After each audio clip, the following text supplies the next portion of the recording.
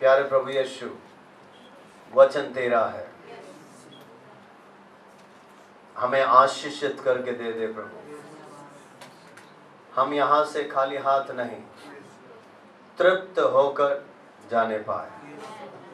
यीशु राजा, हम प्रार्थना करते हैं यहाँ पर केवल तेरा नाम ऊंचा होने पाए। वचन की गहराइयों को तू हमें सिखा। आगे के समय को तेरे हाथों में सौंपते हैं। वचन को तू आशीषित करके हमें बांट प्रभु। छोटी सी विनती यीशु के मीठे नाम से मांगते हैं, आमीन। आप मेरे साथ यशायाह का पुस्तक को निकालें, उसका 58वां अध्याय 58, आइज़ाया चैप्टर 58। इसमें एक छोटा सा कहानी है। उस कहानी से कुछ बातों को आपके सामने रखना चाहता हूं।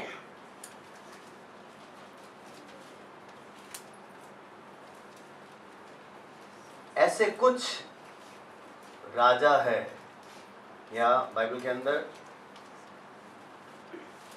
बहुत तेरे राजाओं के बारे में वर्णन है, लेकिन ऐसे कुछ राजाओं का वर्णन इस बात पर आती है कि उन्होंने उस परमेश्वर यहोवा पर अटूट विश्वास किया और उनके जीवन में चिन्ह चमत्कार हुए।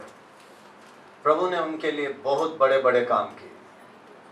सो यहाँ पर जिस राजा का वर्णन किया है, उस राजा का नाम है हिजकिय्याह। हालांकि हिजकिय्याह का वर्णन या हिजकिय्याह के जीवन के बारे में प्रचार मैं उपवास प्रार्थनाओं में विभिन्न समयों पर किया हूँ, लेकिन आज जो मैं करना चाहता हूँ वो नहीं है। आज उसको एक अलग रीति से आपके बीच में समझाना चाहता हूँ। हिजकिय्याह के बारे में आप पढ़ेंगे तो सबसे पहले आप अगर 36वां अध्याय, यशायाह 36वां अध्याय देखोगे तो वहां पर हम देखते हैं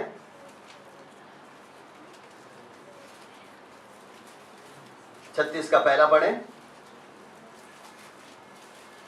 हिजकिय्याह राजा के 14वें वर्ष में हाँ, अश्शूर के राजा सन्हेरीब ने यहूदा के सब गढ़ वाले नगरों पर चढ़ाई करके यहूदा के सब गढ़ वाले नगरों पर चढ़ाई किया। उसको ले लिया। हाँ, अश्शूर के राजा ने रबशोके को बड़ी सेना देकर लाकीश से यरूशलेम के पास हिजकिय्याह राजा के विरुद्ध भेज दिया। हिजकिय्याह राजा के विरुद्ध भेज दिया।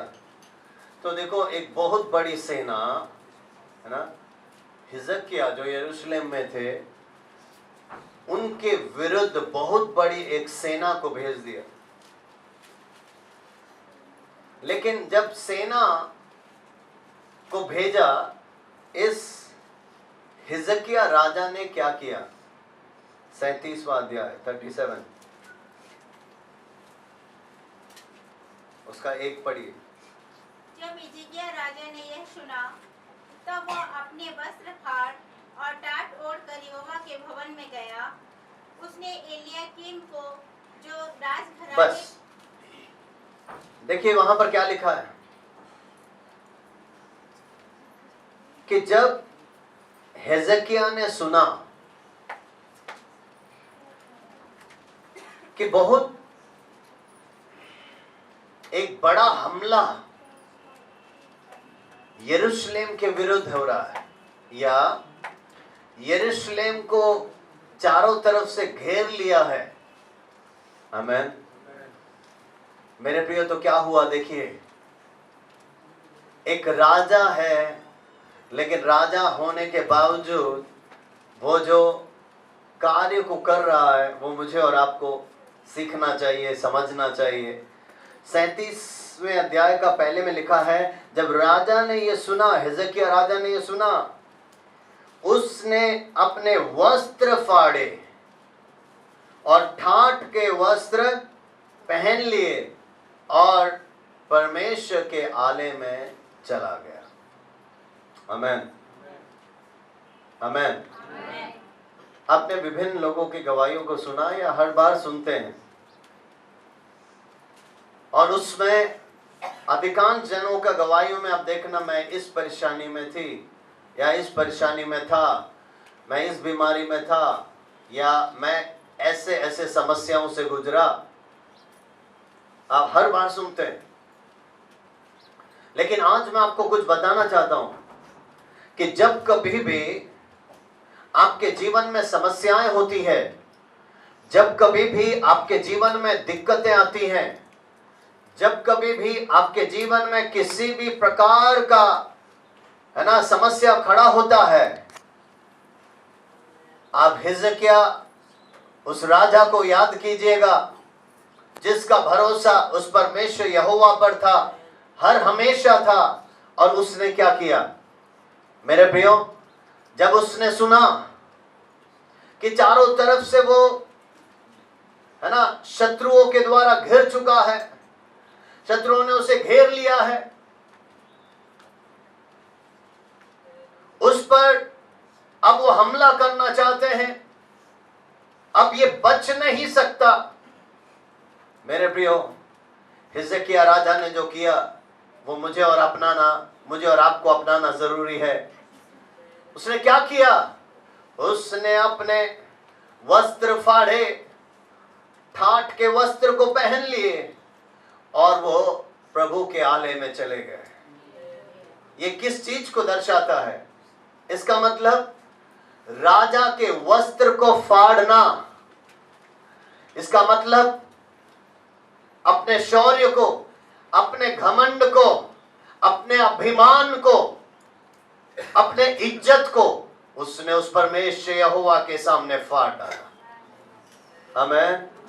नम्र हो गया, और नम्रता का दूसरा पहचान है ठाठ के वस्त्र को पहनना।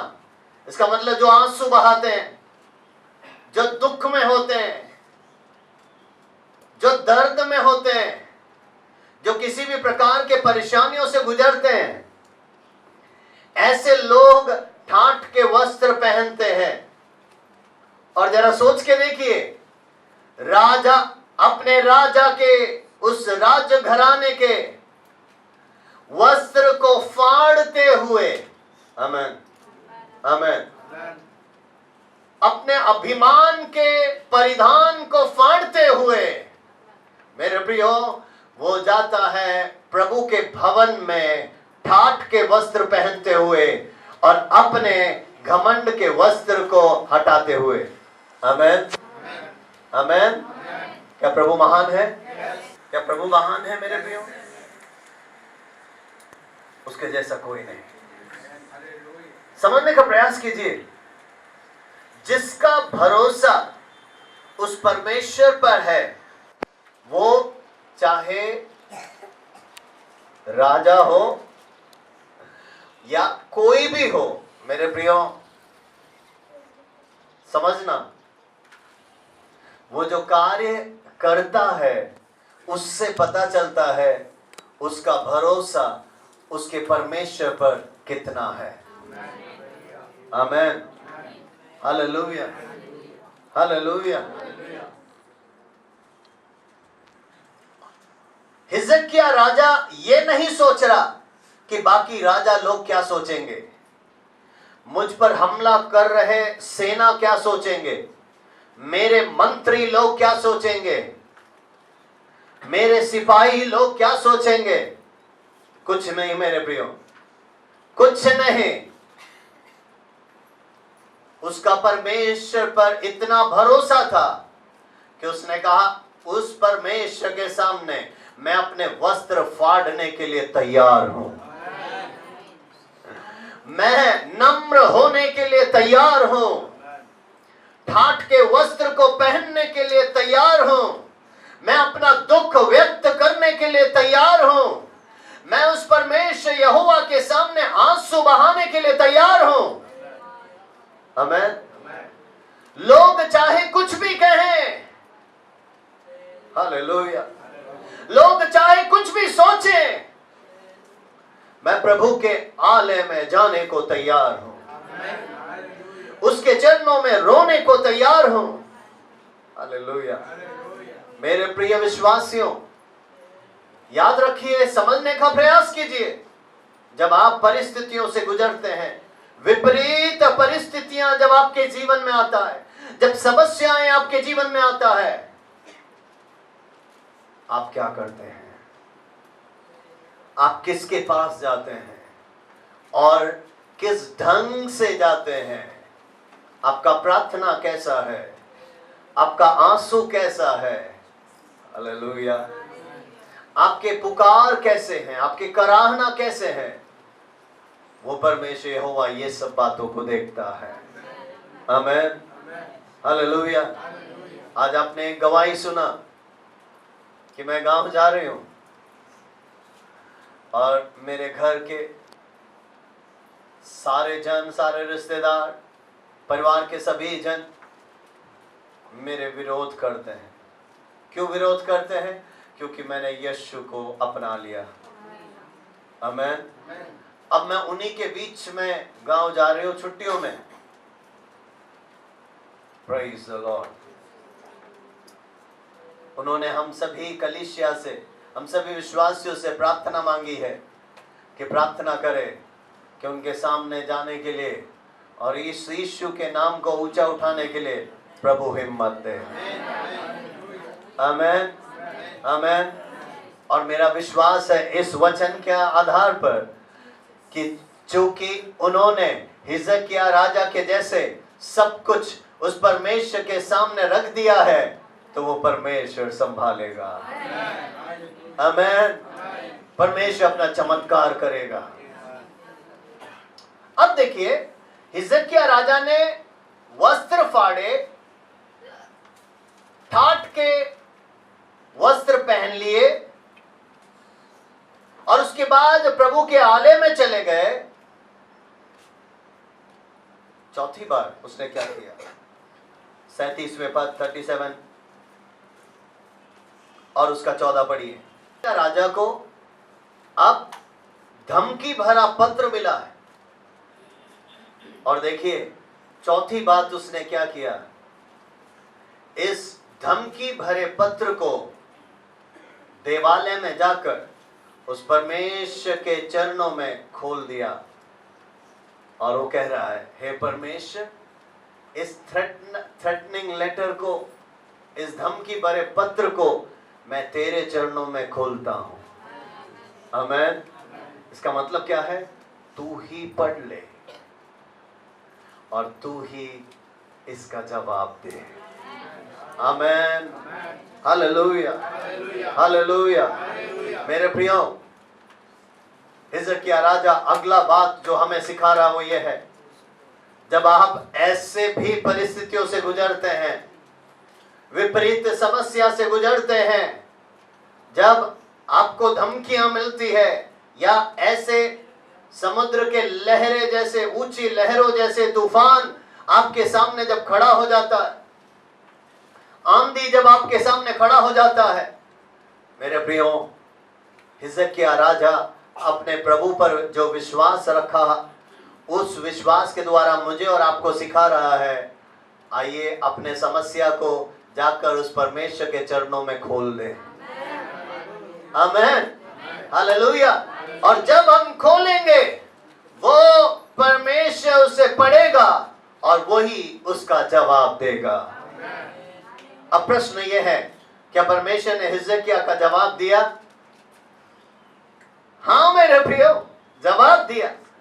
परमेश्वर ने उससे कहा, तूने अपने समस्या को मेरे हाथों में सौंप दिया है, अब बस तू इंतजार कर और मेरी महिमा को देख ले। हालेलुया। हालेलुया। और देखिए क्या हुआ, आप 37वें अध्याय में और उसका 36वां पद पढ़िए। 37 चैप्टर वर्सेस 36। तब यहोवा के दूत ने निकलकर हाँ अश्शूरियों की छावनी में 1,85,000 पुरुषों को मारा। हाँ और भोर को जब लोग उठे, हाँ तब क्या देखा कि शव ही शव पड़े हैं। आमेन। आमेन। आमेन। देखिए, हिजकिय्याह के विरुद्ध जो सेना खड़ी हुई, आज तक भी दुनिया में शायद इतना बड़े संख्या में सेना कभी खड़ी नहीं हुई। आमीन। लेकिन यहां पर मरने वालों की संख्या लिखी है, तो इसका मतलब सेना की संख्या इससे भी कई गुना ज्यादा होगी। और देखिए परमेश्वर ने क्या किया, अपने स्वर्गदूतों को भेजा और हिजकिय्याह के विरोधियों को एक ही रात में मार डाला। और कितने मार डाले? 1,85,000। मेरे प्रियो, बड़े से बड़े सुनामी, बड़े से बड़े भूकंप, बड़े से बड़े प्राकृतिक आपदाओं में भी इतना बड़ा एक मृत्यु को हम कभी भी नहीं देखते हैं। लेकिन एक ही रात में उस परमेश्वर यहोवा ने स्वर्गदूतों को भेजकर अपने बच्चे के विरुद्ध में खड़े हुए, अपने बेटे हिजकिय्याह के विरुद्ध में खड़े हुए, अपने ही राजा हिजकिय्याह के विरुद्ध में खड़े हुए शत्रुओं में से 1,85,000 को उसने एक ही रात में खत्म कर डाला। ये दुनिया का सबसे बड़ा चमत्कार है। हालेलुया। क्या है चमत्कार? कि वो परमेश्वर अपने बच्चों के लिए लड़ता है। आमीन, आमीन। मेरे प्रिय विश्वासियों, आज आप अपने दिल में ये लिख डालो या इस बात को विश्वास कर लो कि अगर आपने अपनी समस्या उस परमेश्वर के सामने खोल दी है, रख दिया है, तो वो परमेश्वर आपके लिए युद्ध करेगा। आमीन। अब जल्दी से हम जाते हैं 38वें अध्याय पे। और 38वें अध्याय का पहले ही आयत में लिखा है, उन दिनों में हिजकिय्याह ऐसा रोगी हुआ, हिजकिय्याह राजा रोगी हो गया। हाँ, ऐसा रोगी हुआ कि वह मरने पर था। और ऐसा बीमारी कि वो मरने पर था। इसका मतलब अब कोई बचा नहीं सकता। हाँ, तो क्या हुआ? तब आमोस के पुत्र यशायाह नबी ने, यशायाह भविष्यद्वक्ता ने उसके पास जाकर कहा, हिजकिय्याह राजा के पास जाकर कहा, यहोवा यूं कहता है, यहोवा यूं कहता है, अपने घराने के विषय हाँ, जो आज्ञा देनी है वो दे, हाँ, क्योंकि तू न बचेगा, मर ही जाएगा। क्योंकि हे हिजकिय्याह राजा, तू बचेगा नहीं, तू मरेगा। इसलिए अपने घराने में जो जो सुधार लाना है, सुधार लाओ। आमीन। ये यशायाह नबी के द्वारा भविष्यवाणी हुई हिजकिय्याह राजा को। और मेरे प्रियो, देखिए उस हिजकिय्याह राजा का प्रतिक्रिया क्या थी, रिस्पॉन्स क्या था। आप पढ़े उसका दूसरा पद। तब हिजकिय्याह ने दीवार की ओर मुंह फेर कर यहोवा से प्रार्थना करके कहा, आमीन। देखिए, अब वो किसी का चेहरा नहीं देखना चाहता है। भविष्यद्वक्ता ने बोल दिया प्रभु की वाणी को, लेकिन वो दीवार की ओर मुड़ गया। आमीन। दीवार की ओर मुड़ गया, उसको अब किसी का चेहरा नहीं देखना है। और वो उस परमेश्वर यहोवा से प्रार्थना करने लगा। आमीन। क्या प्रार्थना की? जोर से पढ़े। हे यहोवा, हाँ, मैं विनती करता हूँ, हाँ, स्मरण कर कि मैं सच्चाई और खरे मन से अपने को तेरे सम्मुख जानकर चलता आया हूँ। हाँ, मैं सच्चाई और खराई के साथ, है ना, तेरी महिमा करते हुए, तुझे अपने सम्मुख रखते हुए आज तक जीता आया हूँ। हाँ, और जो तेरी दृष्टि में उचित था, हाँ, वही करता आया हूँ। तेरी दृष्टि में जो उचित था वही करता आया हूँ। हाँ? और हिजकिय्याह बिलक बिलक कर रोने लगा। आमीन। हिजकिय्याह ये सब प्रार्थना करते हुए है ना, कैसे बिलक बिलक कर प्रार्थना करने लगा, रोने लगा। आमीन।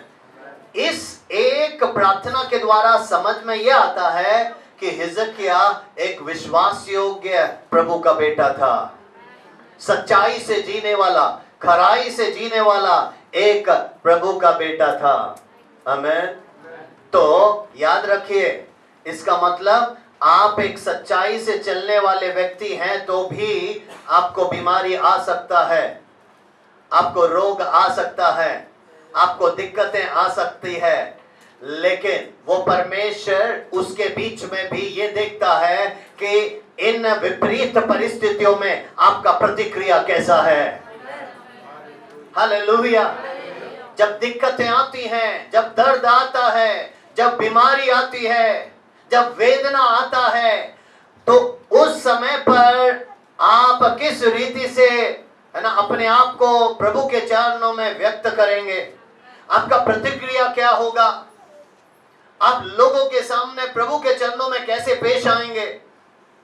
आप किन शब्दों को कहेंगे? आपके शब्द क्या सकारात्मक होंगे या नकारात्मक होगा? आमीन, आमीन, हालेलुया। हिजकिया अपनी सच्चाइयों को प्रभु के चरणों में रखते हुए बिलक बिलक कर रोने लगा। उसके रोने का एक दूसरा अर्थ भी है, वो ये है कि उसने प्रभु की वाणी को सच समझा। आमीन। इसका मतलब भविष्यद्वक्ता ने जो वाणी आके कही उसको उसने सच समझा और अपने जीवन में उसको स्वीकारा। Hallelujah, hallelujah. और स्वीकारा तो जाकर और रोने लगा और प्रार्थना करने लगा। और देखिए प्रभु ने क्या जवाब दिया। आप आगे पढ़िए उसका 4 से। तब यहोवा का यह वचन यशायाह के पास पहुंचा। हाँ।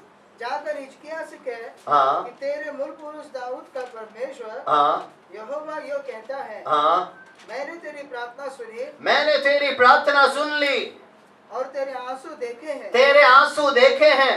सुन, मैं तेरी आयु 15 वर्ष और बढ़ा दूंगा। हालेलुया।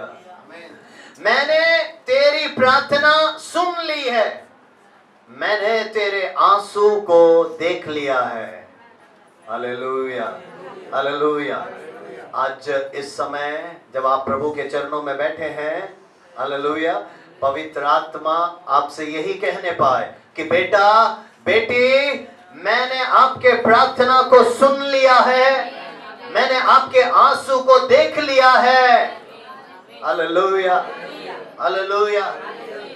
और देखिए यहोवा का वाणी उसको क्या कहता है?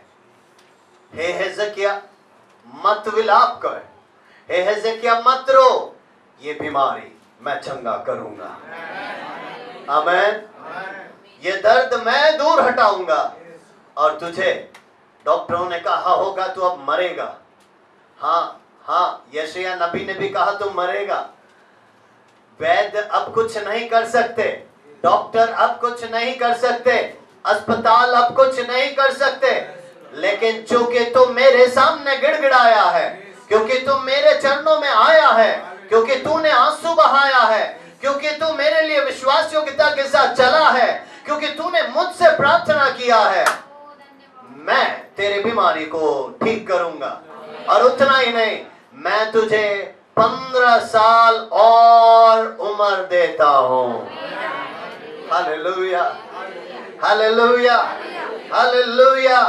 मेरे प्रिय, डॉक्टरों ने आपको कहा होगा अब आगे जी नहीं सकेंगे, अब आगे बढ़ नहीं सकेंगे, अब ज्यादा साल चल नहीं सकेंगे, लेकिन वो यीशु आज हमसे कह रहा है, मुझसे और आपसे कह रहा है, अगर आपका भरोसा उस पर है, उस जीवित यीशु पर, उस पुनरुत्थित यीशु पर है, तो अपने प्रार्थना निवेदनों को उसके सामने आकर उंडेल दो और उसका प्रतिक्रिया यही होगा कि मैं चिन्ह चमत्कार करने वाला परमेश्वर तुम्हारी प्रार्थनाओं को सुनता हूं, जवाब देता हूं और तुम्हारी विनती को कबूलते हुए तुम्हारी इच्छा को पूरी करता हूं।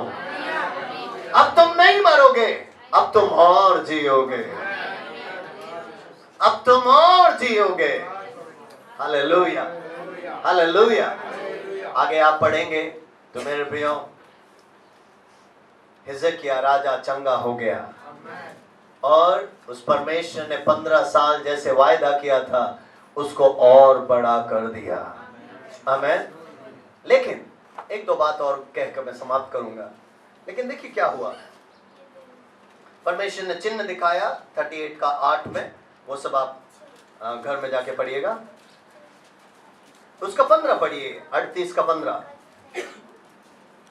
मैं क्या हूँ, उसी ने मुझसे प्रतिज्ञा की और पूरा भी किया है। हाँ, मैं जीवन भर कड़वाहट के साथ धीरे धीरे चलता रहूंगा। हाँ, ओके। देखिए इंग्लिश में लिखा है, but what can I say, he has spoken to me, he himself has done this, I will walk humbly all my years because of this anguish of my soul.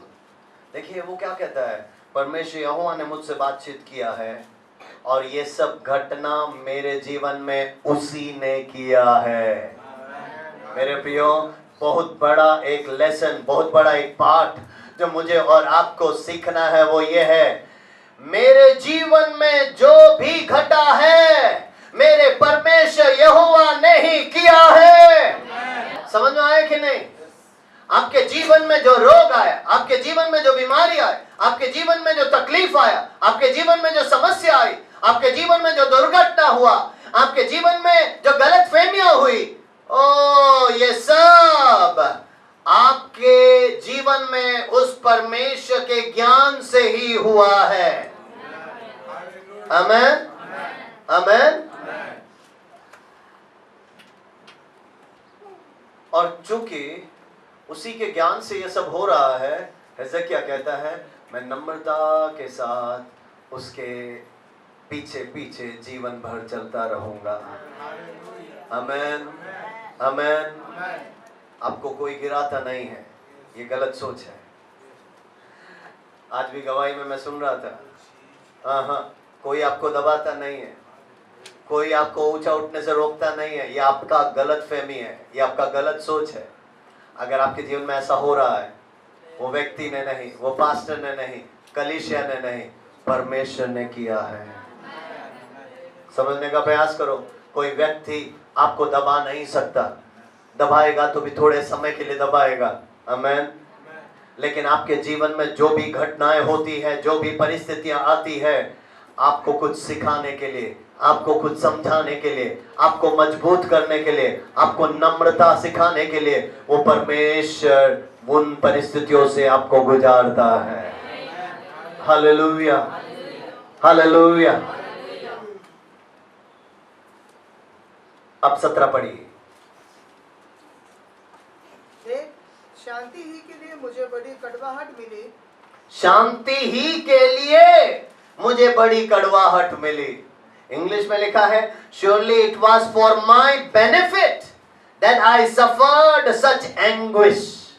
आमीन। इसका मतलब जो दर्द, जो वेदना, जो कराहना, जो गलतफहमियां मैंने अपने जीवन में सही, वो मेरे भलाई के लिए ही था। आमीन, हालेलुया। समझ में आया सभी को? आप लोगों ने आज गवाही दिया होगा, लेकिन मेरा ये वचन पहले से तैयार है, ठीक है? तो कभी मत सोचना कि गवाही दिया इसलिए ये प्रचार कर रहे। नहीं मेरे प्रियो, पवित्र आत्मा जानता है आपको क्या देना है और पवित्र आत्मा समय पर आपको देता है। हालेलुया। समझ में आ गया सभी को? ओ हिजकिय्याह राजा कहता है, ये कड़वाहट, ये दर्द जो मैंने सहा, ये सब मेरे भलाई के लिए हुआ है। आमीन, आमीन। इसीलिए हर समय गाया करो, आनंद ही आनंद है मेरे यीशु के चरणों में, आनंद ही आनंद है मेरे यीशु के चरणों में। Hallelujah, hallelujah. In your love you kept me from the pit of destruction। तेरे प्रेम के कारण ही तूने मुझे सत्यानाश के गड्ढे से बचाया है। हालेलुया। वो छोटा सा परेशानी आया, छोटा सा गलतफहमी आया, छोटा सा दिक्कत आया, लेकिन वो मेरे भलाई के लिए था, क्योंकि उसमें से बचाने के कारण मैं सत्यानाश के गड्ढे में नहीं गिरा।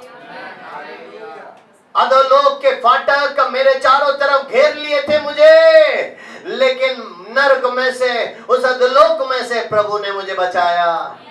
यही अर्थ है मेरे प्रियो। You have put all my sins behind your back. हमारे सारे पापों को उसने अपने कांधों पर, अपने पीछे उठा लिया। आमेन। और 18वें पद में लिखा है, For the grave cannot praise you. कब्र तेरी महिमा नहीं कर सकती। Death cannot sing your praise. मृत्यु तेरी महिमा नहीं कर सकती। Those who go down to the pit cannot hope for your faithfulness. जो उस गड्ढे में, नाश के गड्ढे में जा रहे हैं, वो तेरे विश्वास योग्यता को की आशा नहीं कर सकते। लेकिन 19वां पद, The living, they praise you as I am doing today.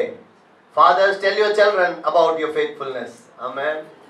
केवल जीवित ही तेरी महिमा कर सकते हैं, जैसे मैं आज तेरी महिमा कर रहा हूं। बोलिए मेरे पीछे, केवल जीवित ही उस यीशु की महिमा कर सकते हैं, जैसे आज हम उसकी महिमा कर रहे हैं। हालेलुया, हालेलुया, आमेन। इसलिए आपके होठों में उसकी महिमा होते रहने पाए, आपके जुबान से उसकी स्तुति हर समय निकलता रहने पाए। क्यों? क्योंकि आप मरे हुए नहीं हो। क्यों? आप कब्र में नहीं हो। क्यों? आप सत्यानाश के गड्ढे में नहीं हो। आप जीवित हो, तो जीवितों के बीच में उसकी महिमा, उसकी स्तुति, उसकी आराधना करते रहो। आइए अपने सिरों को झुकाएं। धन्यवाद यीशु। प्रभु जी धन्यवाद, इस वचन से तूने हमसे बातचीत किया, इसलिए धन्यवाद। हिजकिय्याह का परमेश्वर, तू हमारा भी परमेश्वर है, इसलिए धन्यवाद। कितने कितने अद्भुत काम तूने उसके जीवन में किए प्रभु, और उसका अटूट भरोसा तुझ पर रहा, इसलिए धन्यवाद। यहाँ पर आज इस वचन को सुन रहे हर एक के अंदर ऐसा ही विश्वास यीशु तुझ पर बना रहे, और जीवितों के बीच में वो तेरी महिमा करते रहे प्रभु जी। धन्यवाद हमसे बातचीत करने के लिए, हमें आशीषित करने के लिए धन्यवाद। यीशु के मीठे नाम से मांगते हैं, आमेन।